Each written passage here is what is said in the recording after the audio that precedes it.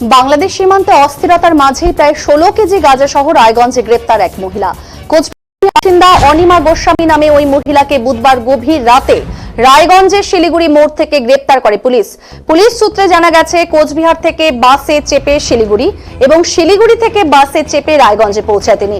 রাতে শিলিগুড়ি মোড়ে ওই মহিলাকে সন্দেহজনকভাবে ঘোরাঘুরি করতে দেখেন। গোপন সূত্রে খবরের ভিত্তিতে তাকে ঘিরে ফেললে একটি কলকাতাগামী বাসে চড়তে গেলে তৎক্ষণাৎ তাকে পাকড়াও করে ফেলে পুলিশ। তার কাছে থাকা দুটি বড় ব্যাগ থেকে দুটি চালের প্লাস্টিকের প্যাকেট থেকে মোট প্রায় 16 কেজি গাঁজা উদ্ধার হয়েছে বলে পুলিশ জানিয়েছে।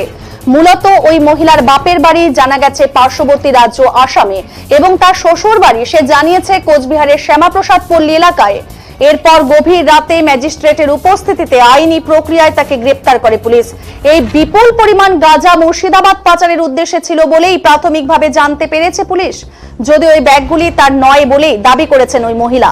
অন্যদিকে বাংলাদেশের পরিস্থিতিতে আন্তর্জাতিক পাচার চক্রের সাথে এই মহিলা কোনোভাবে জড়িত কিনা তা খতিয়ে দেখতে তদন্তে নেমেছে পুলিশ। ছিল দিদি কি ছিল আমি জানি না। আপনি কোথায় যাচ্ছিলেন? কি জানিয়েছেন এই বিষয়ে অভিযুক্ত মহিলা? আর আপনার ব্যাগে কি ছিল? আমি জানি না। তাহলে আপনাকে পুলিশ ধরলো কেন? আমি জানি না কেন ধরেছে। এমনি ধরলো আপনাকে হ্যাঁ, পুলিশ? এমনি ধরলো আমাকে। প্রথমে আমাকে চেক করেছে, আমাকে অল বডি সার্চ করেছে প্রথমে।